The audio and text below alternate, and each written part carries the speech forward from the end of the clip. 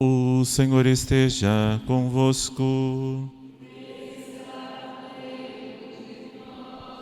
Proclamação do Evangelho de Jesus Cristo, segundo Mateus. Naquele tempo, dirigiu-se para a sua terra. Jesus ensinava na sinagoga, de modo que ficavam admirados e diziam: de onde lhe vem essa sabedoria e esses milagres? Não é ele o filho do carpinteiro? E sua mãe não se chama Maria? E seus irmãos não são Tiago, José, Simão e Judas? E suas irmãs não moram conosco? Então, de onde vem tudo isso? E ficavam escandalizados por causa dele. Jesus, porém, disse: um profeta não é estimado na sua própria pátria, em sua família. E Jesus não fez ali muitos milagres, porque eles não tinham fé. Palavra da salvação.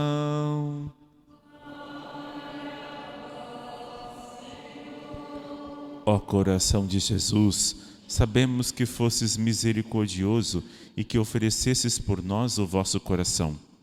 Coração coroado de espinhos pelos nossos pecados. E sabemos que hoje também fazeis constantemente para que não vos percamos. Sagrado coração de Jesus, fazei do nosso coração semelhante ao vosso. Sacratíssimo coração de Jesus, São João Maria Vianney, rogai por nós. Em nome do Pai, do Filho e do Espírito Santo. Amém. Sentados.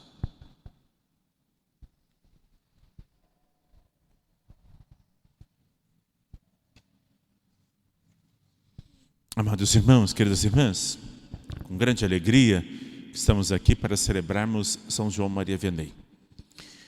São João Maria Vianney não é oficialmente o padroeiro dos párocos, mas os párocos assim o fazem como padroeiro. Meu querido santo protetor, do qual eu tenho uma devoção muito grande, São João Maria Vianney e São Padre Pio. Existem padres diocesanos e padres religiosos que estão numa congregação religiosa, do Sagrado Coração, franciscanos, beneditinos e etc., salesianos. Então, são os padres distintos de duas categorias. São João Maria Vianney, ele surge na igreja num momento muito complexo da igreja, onde se tem a Revolução Francesa. E a França é a filha predileta da igreja, sendo filha predileta em que o seu rei Clovis se converte, batiza e batiza todo o seu exército. Então é a primeira nação, por isso que é filha, em que de uma vez toda foram se convertendo muitos cristãos, visto que a França era pagã. No século XVIII, já no finalzinho do século XVIII, inicia e estoura a Revolução Francesa. O que a Revolução Francesa queria com a igreja? Ela queria quebrar a igreja e fazer uma igreja francesa, em que se não tinha mais autoridade ao Papa, nem os sacramentos, nem a vida cristã. Então era um rompimento. E naquela época existiam duas igrejas. Uma igreja oficial, verdadeira, e uma igreja não oficial, aos moldes franceses. Com padres casados, missa diferente da que reza, rito diferente, orações diferentes e maneiras diferentes de se expressar a fé. Não era mais ao Papa, mas ao próprio imperador.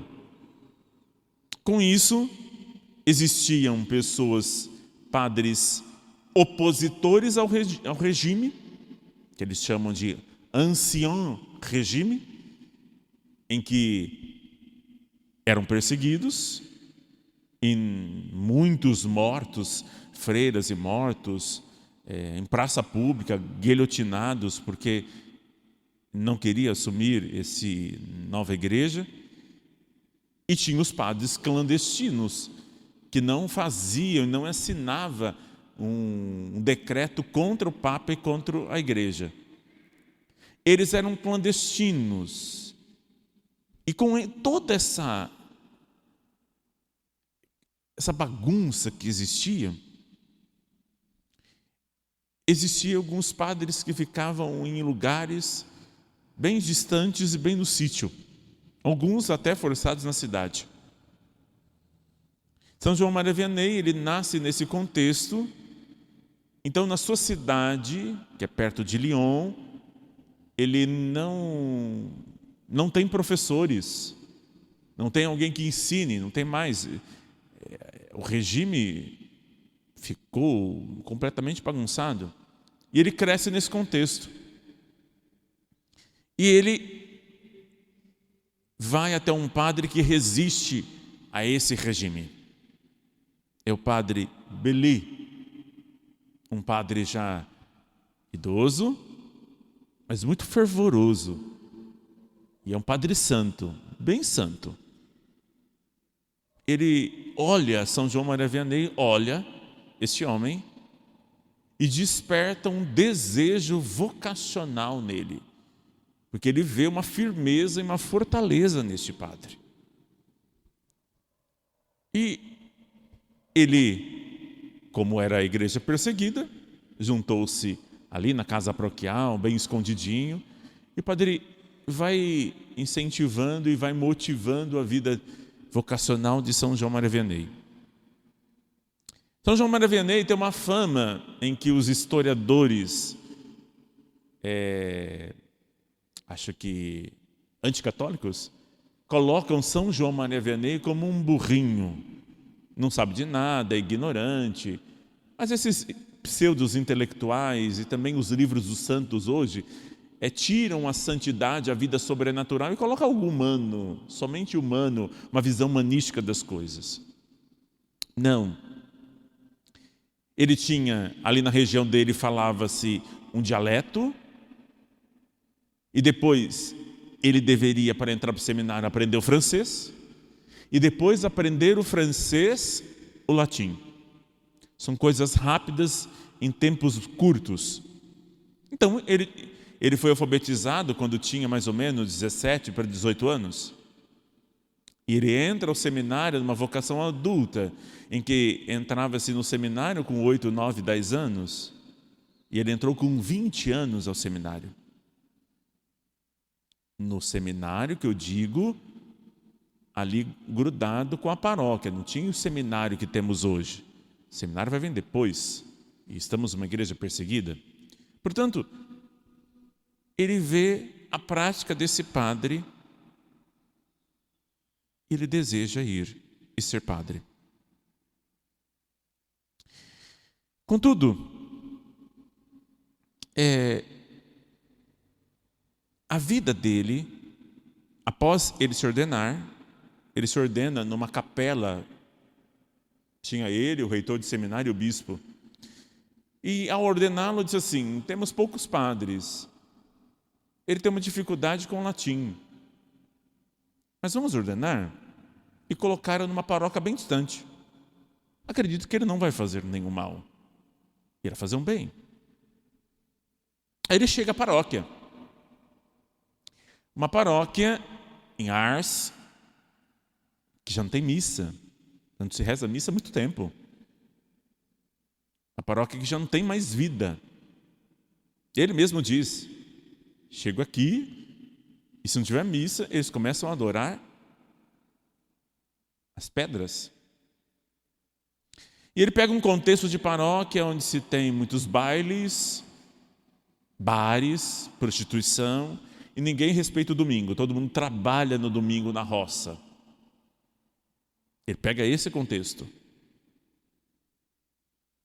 E o povo olha para ele e não entende esse tipo de padre.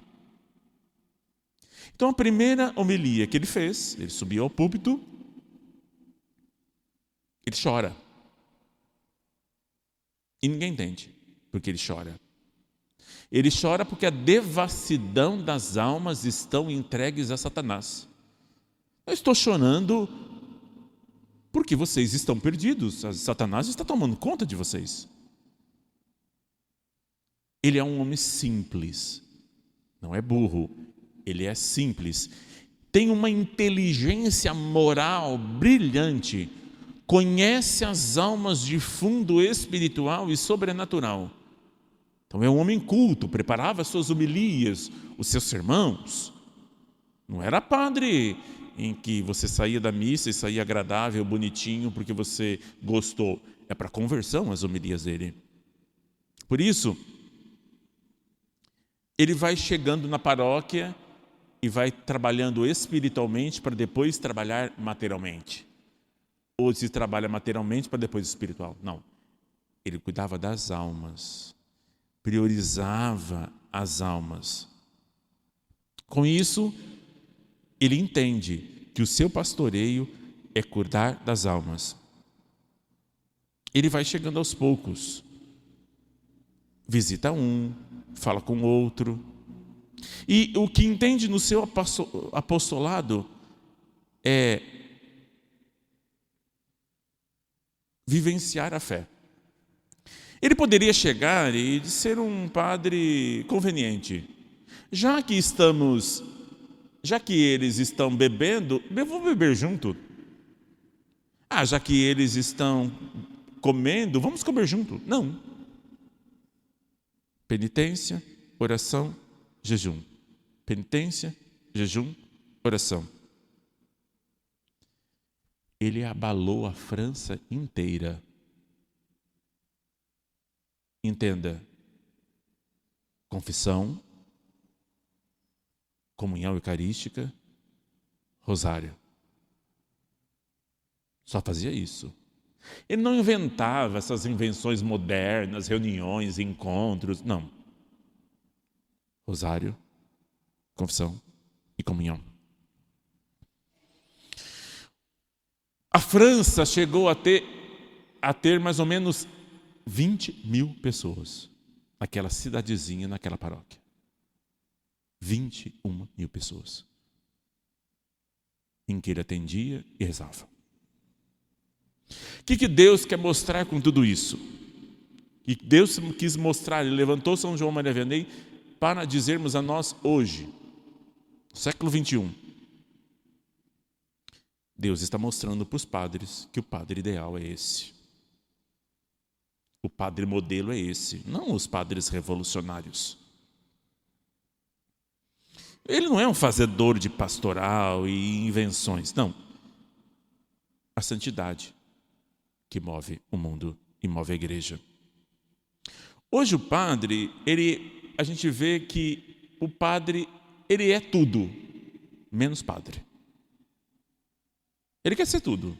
Engenheiro, arquiteto, ambientalista, psicólogo, psiquiatra, menos padre. Ele não entende mais de reza, ele não entende mais de oração, ele entende de muitas coisas, mas não naquilo que é devido. O próprio Jesus quis dizer, quando você está numa revolução, você precisa ir contra a revolução, não tornar-se um membro da revolução. Não se leva a nada, não se adapta. Porque algumas pessoas querem trazer metodologias humanas e não metodologias sobrenatural. E Deus quer oração, penitência, confissão, missa. Alguns dizem, eu poderia ser um presidente, um governador, um prefeito para fazer algumas coisas.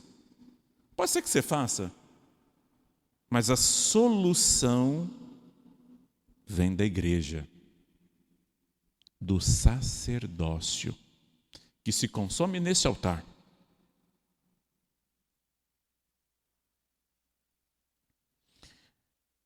Portanto,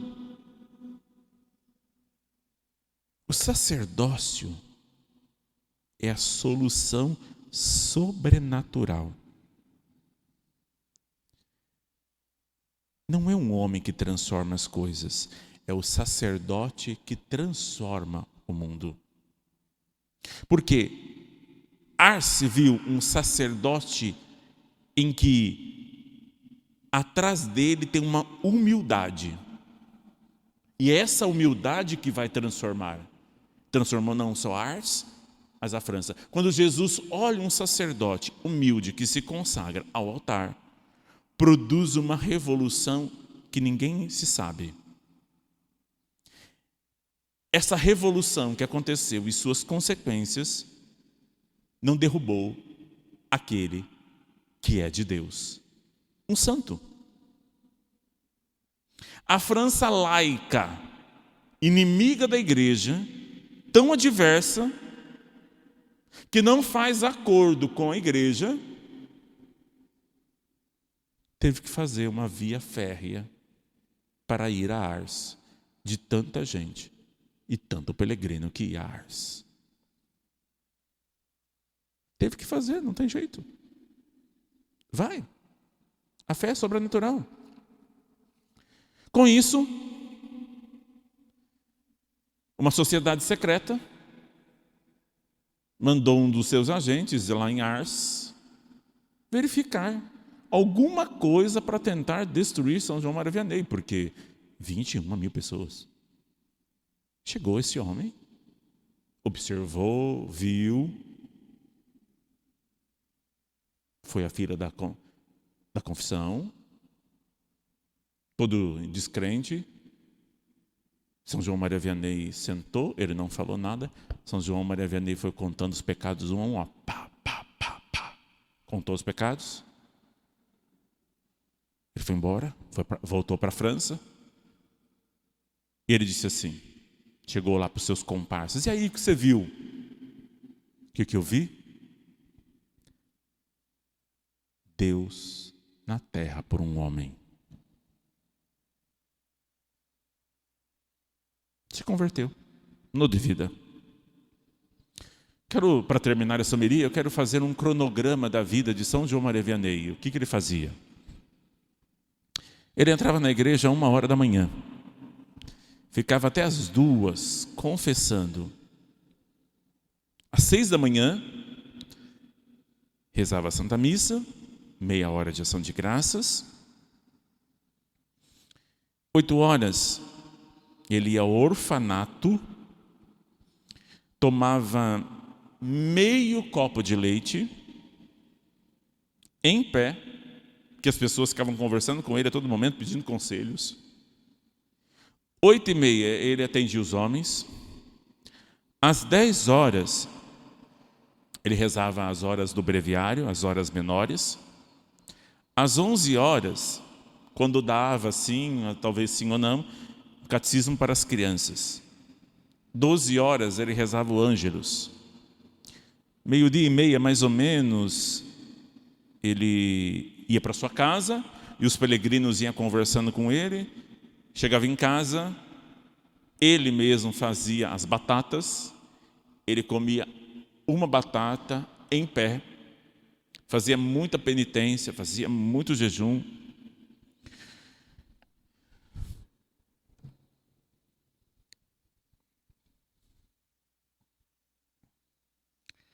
Depois, ele voltava para a igreja, rezava as vésperas e as completas, depois atendia as mulheres. 17h, as confissões dos homens. Às 20h, fazia o rosário de Nossa Senhora. Depois atendia algumas pessoas para rezar em sua casa. E mais ou menos esse horário ela comia mais uma batata. Às vezes não dava tempo, ele deixava para lá, nem comia. Voltava para a igreja, atendia a confissão, até mais ou menos 1h da manhã. Ele, às vezes, quando dava, ele dormia. Porque tinha algumas confissões mais pesadas, Satanás se vingava porque ia haver uma conversão, então não deixava ele dormir. Então ele dormia nem uma hora. 18 horas, 20 horas, somente para Deus, para salvar as almas.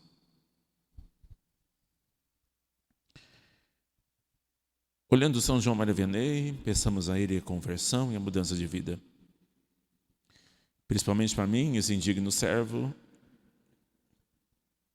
que não faço ainda nada diante da grandiosidade e a generosidade de Deus. Rezem por mim, por meu sacerdócio, que eu não desvie do caminho e seja perseverante até o fim, por falar a verdade, viver na verdade, como Deus assim nos quer. Louvado seja nosso Senhor Jesus Cristo.